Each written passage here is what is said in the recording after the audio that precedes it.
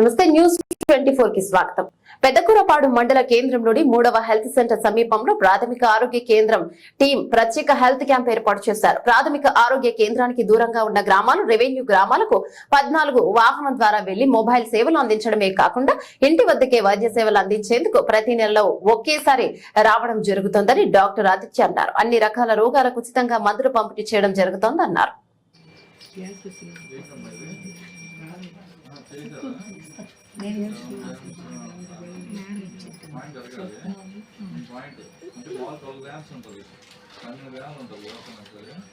మీకు 11 ఉందంటే ఒక పాయింట్ వెళ్ళడానికి టాబ్లెట్స్ అది ఉంటే తీసుకోండి.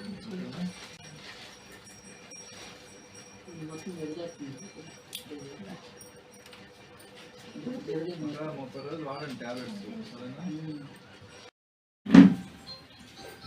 అందరికి నమస్కారం అండి. ఇది పెదకూరపాడు మండలంలో 75 తాళ్ళూరు ప్రాథమిక ఆరోగ్య కేంద్రం పరంగా మేము ప్రతిరోజు ఒక డాక్టర్, మెడికల్ ఆఫీసరు, ఎఫ్డిపి అంటే ఫ్యామిలీ డాక్టర్ ఫిజిషియన్ అనమాట కాన్సెప్ట్ పరంగా మేము రోజు ఒక ఊరికి వెళ్ళేసి 14 ఊర్లు ఉంటాయి ఈ ప్రాథమిక ఆరోగ్య కేంద్రం కింద.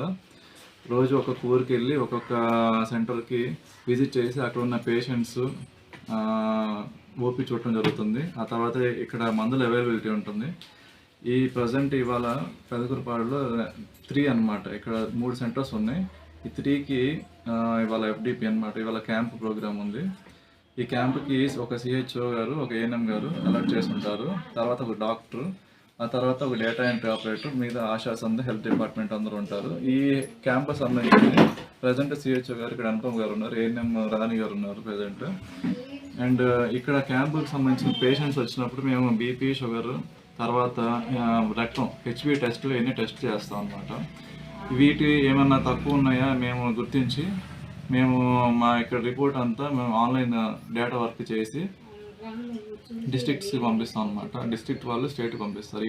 ఏదైనా లోపం ఉందా అని చెక్ చేసుకొని ఆ హెచ్పి తక్కువ ఉన్నప్పుడు మేము ట్యాబ్లెట్స్ ఇక్కడ నుంచి ప్రిస్క్రైబ్ చేసి పేషెంట్స్ ఇవ్వడం జరుగుతుంది.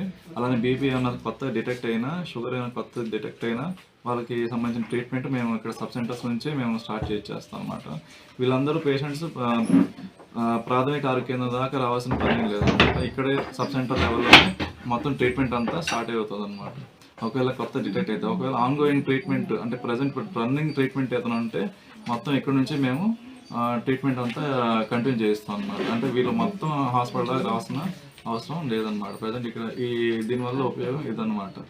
అలానే ఇక్కడ ఈ సీజన్ ఏంటంటే వర్షాకాలం సీజన్ కాబట్టి అందరూ తాగునీటి, కలుషితమైన నీరు తాగకుండా మంచినీరు తాగటం ఎంతో ఉపయోగం అన్నమాట.